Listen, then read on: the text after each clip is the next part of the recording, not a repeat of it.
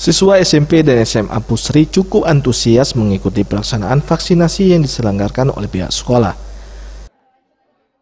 Bisa melindungi dari virus corona dan supaya bisa cepat sekolah. Harapannya nanti bisa sekolah seperti biasa. Harapannya semakin banyak orang yang sadar akan terjadinya COVID-19 supaya bisa terus vaksin dan terhindar dari COVID-19. Agar bisa bertemu teman-teman seperti biasa.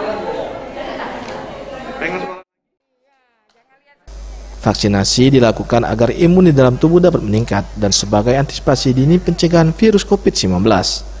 Untuk melaksanakan vaksinasi ini, pihak sekolah bekerja sama dengan Dinas Kesehatan Kota Palembang serta instansi terkait lainnya.